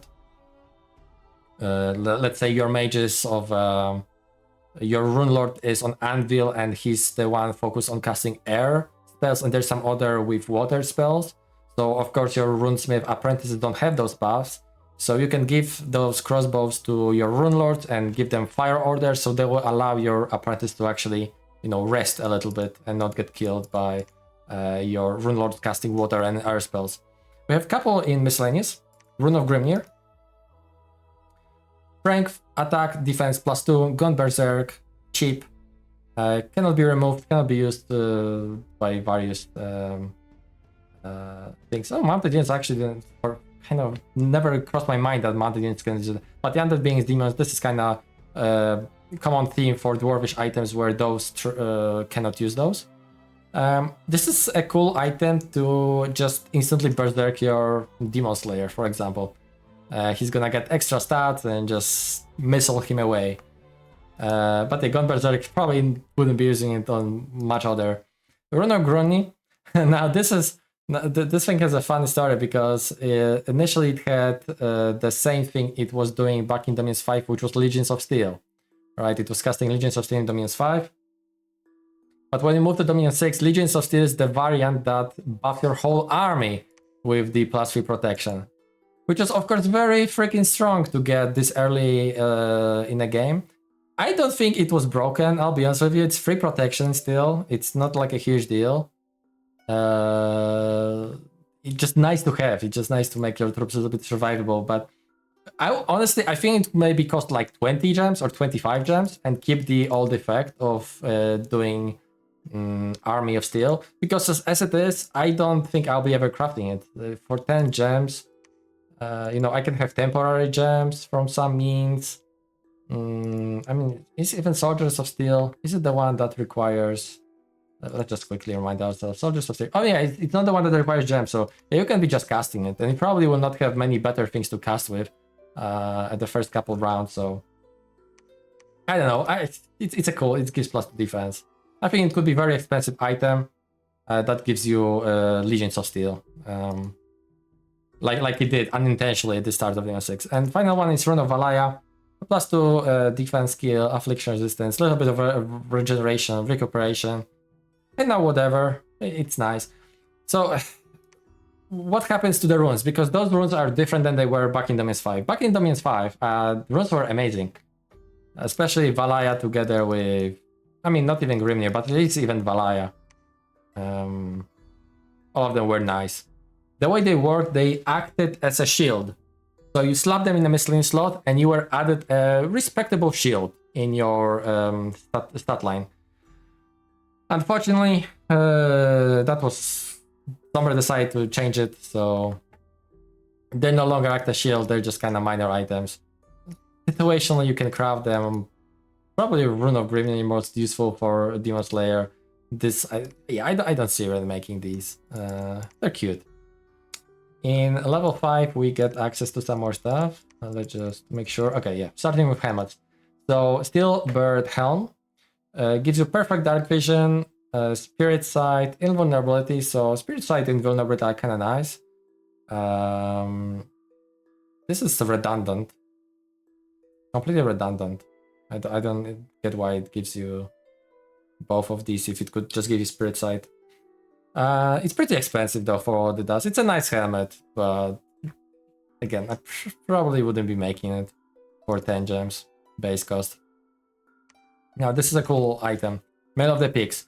It hasn't been completely updated to Dominion 6 standards, where it doesn't give you hit points.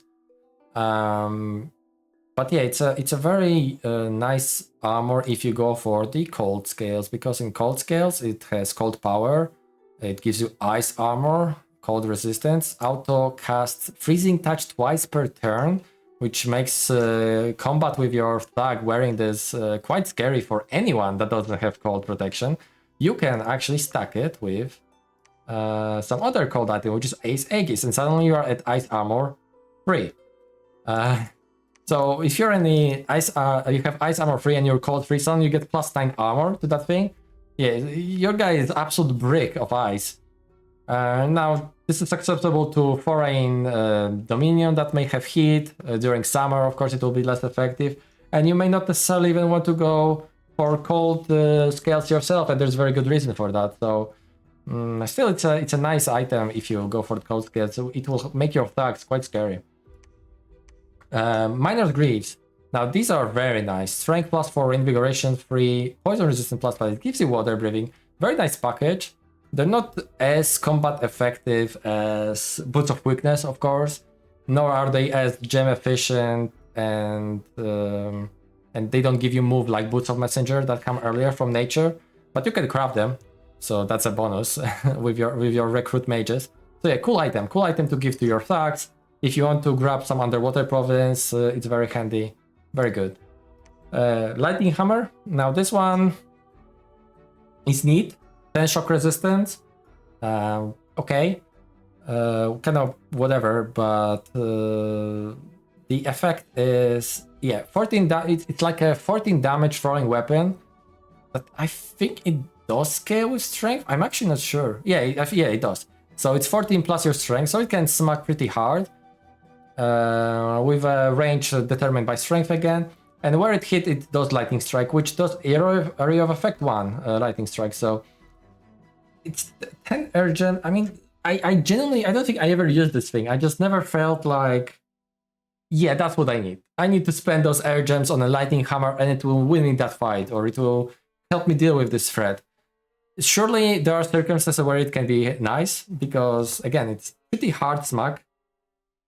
And the R effect lightning strike is very nice, but it's a projectile weapon, and odds are you're probably gonna cook your own troops with it. Like, knowing my luck, you'll miss. So that's that. Map of the Underway, Reinvigoration 1, Fire Explosion on Death, and Map of +10. Pretty unique thing. I mean, you're mainly getting it for the map move, right? It's pretty expensive for this cost. It's a super gimmicky item. I never made it.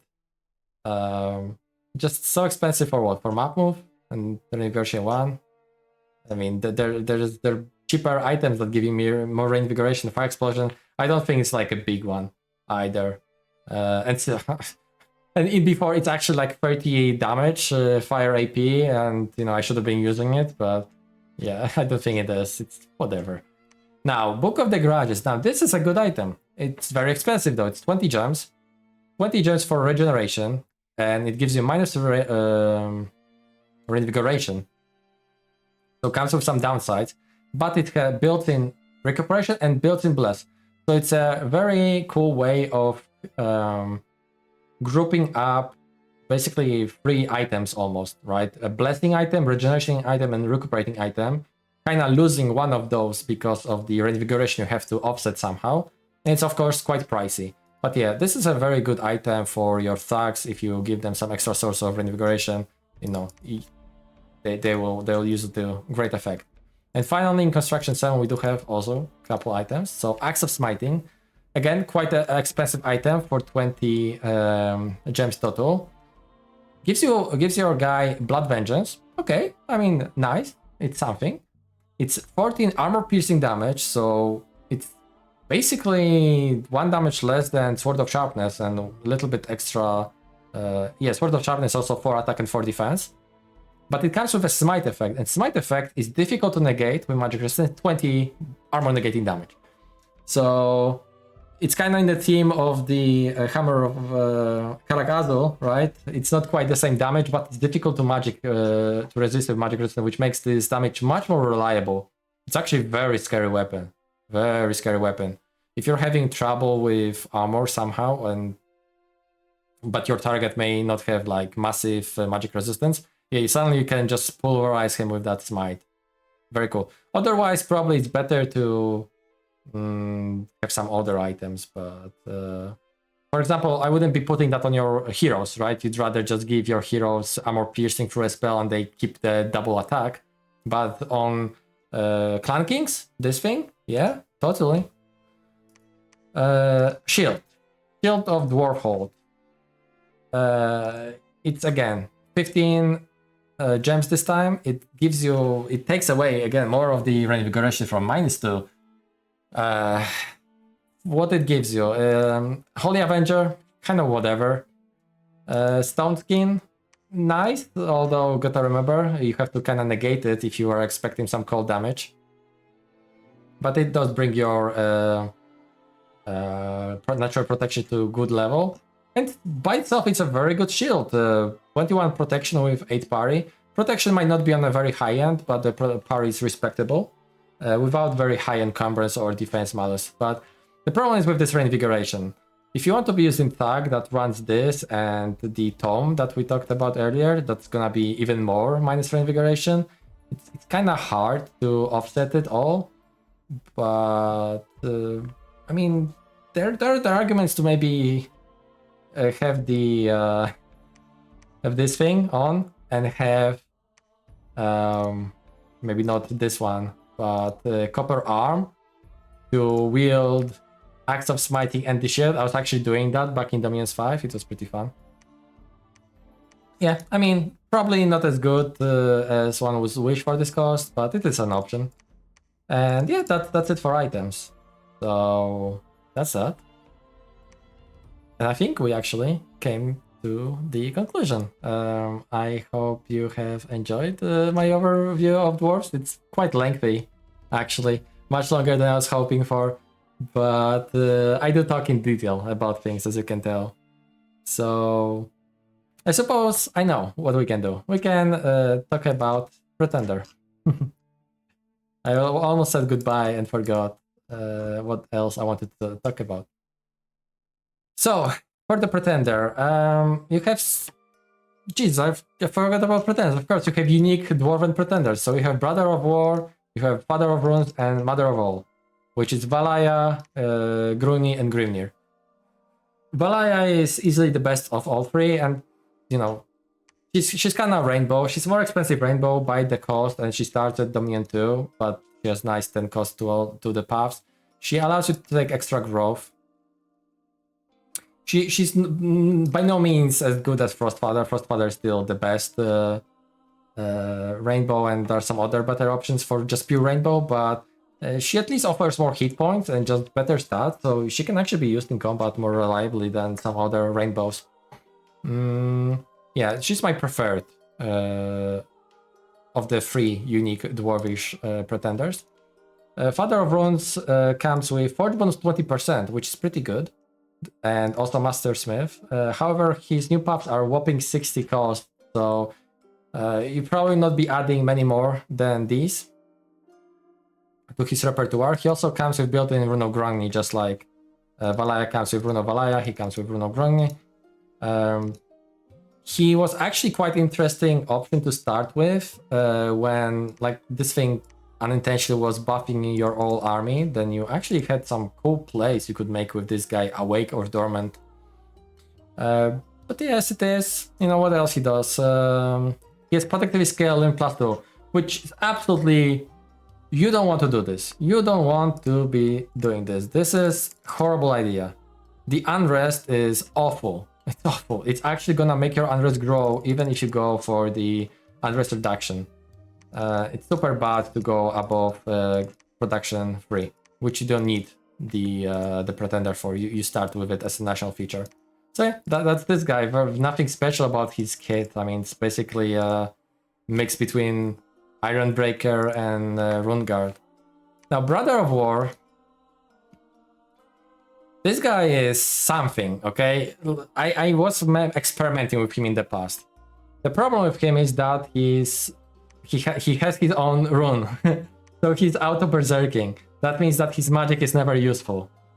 I mean, it's not useful for casting. It's gonna give him resistances and whatnot, so... He's very durable. He has amazing, ridiculous attack and strength.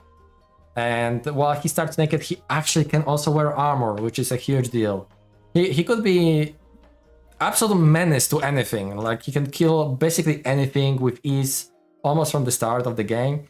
If you kit him out, it's doubly so, you know, you definitely need armor on him. He cannot quite expand, that's the thing. He's almost like an expander, except because these guys are an expander, but none of them can expand. This guy cannot expand from the start. You need items on him. And even by giving him armor to begin with, he might still die. But yeah, he has whopping just values of strength and whatnot. He has slaying as well, just like a separate effect, which is kind of funny. Like, I don't know, he's biting someone. This effect should have higher values on those higher end weapons and characters, I feel like. It just doesn't do anything. Yeah, he cannot cast rituals. Like, this is just for having fun, I think. But yeah, these are the unique pretenders. The Valaya is definitely a valid choice to play with. The other obvious ones, Frostfather, if you go for like Rainbow, you have some interesting choices in mobiles, especially. My favorite being Battle of the Stars, because with that, you know, let's pick him actually. So going for luck 3, you can go for almost perfect scales. I do prefer going hit because you don't have snow survival as dwarves. You just miners and rangers that have snow survival. So it will help you with your mobility during more seasons. You of course dump drain to 4, and here you can do something, right? And he's awake in this case. So let's go, for example, for something like this. Right, here you go. You can potentially get a nice blesses like Farcast. Oh, sorry, not Arcantinus. Where's the Farcaster? Oh yeah, Farcaster and a little bit of. I mean, here various option, right? Reinvigoration, solid, something like that. Very simple. So this is a very big on scales build that you can also. Recruit decent amount of sacreds if you choose to, but it doesn't really help your regular troops, it just helps your mages. But you'll get fantastic income, fantastic resources. You're gonna be getting good events. Yeah, this is a nice way to play for the scales build for troops. If I wanted to go for let's use Valaya. I would probably go imprisoned if I wanted to do for troops. I would dump scales, divine degree. I'd probably unrest. You can actually go to turmoil. Sorry, not unrest, and still be able to recruit decent chunk of troops because you have access to citadel. I would probably wouldn't push it further lower than 1 or 0. Yeah, 0 seems low. Keep the same here. I might as well even go down to def 1. Keep neutral here. And look at that, look how many points you have to work with. So this is for like extreme blesses. Personally, I would suggest you to stick to like a middle ground with something like this. Actually, death can stay. It's really not a big deal. But something like that for the imprisoned god, you still have a lot of points to play with. Make some mixed bless for your troops and your commanders. Yeah, that's just a couple quick suggestions because I kind of forgot about pretenders. Quick edit because I completely forgot about 4th pretender for dwarves. It's Memories of the Fallen. It's Dominion's 4th pretender. It's actually quite interesting. Comes with 3 paths. Some resistances typical for immobile rock with good protection. Has innate spellcaster, blood vengeance because why not? The neat thing about it is compared to other immobile pretenders in Dominion 6, it actually doesn't have inept smith, right? That's this trait. Oh, sorry, not this one. Oh, there we go. Inept smith. So it can actually normally craft things, and it even has forge bonus at that. So the problem with it compared to other rocks, it has rather low hit points. But to be fair, I don't know, battle is 150. What other neat thing is about it? It has Inspiring Researcher and starts with Adept Researcher plus 10.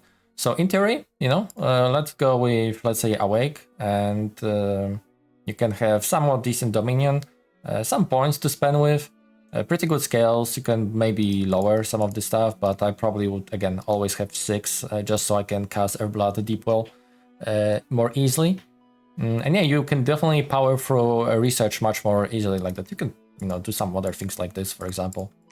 You know, play around with how you want your scales, but yeah, this is also pretty cool pretender. Anyways, whew, I hope you have enjoyed, if you have survived this long watching the overview, and I enjoyed it, learned something useful. Maybe you want to play dwarves next, so this will help you out. I will not be making a separate video for expansion, and the reason for that is after this video I will start uploading a multiplayer game where I'm playing as dwarves, and you will see the concepts I'm using for expansion. That will be true for whatever build you may go for, and hey, experiment on your own and come up with cool ideas as well. So yeah, again, thank you so much for watching. I'm really happy that you have watched till this far, and yeah, I'll talk to you some other time. Bye bye.